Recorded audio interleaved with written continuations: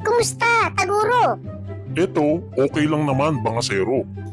Makinig ka sa sasabihin ko, Taguro ha. Ito yung mga bagay na dapat tanggalin mo na ngayong 2025 para hindi ka malasin. Okay, Bangasero, ano ba yun? Una, parol. Kung may parol ka sa bahay nyo, tanggalin mo na kasi hindi na yan kailangan. Kasi 2025 na.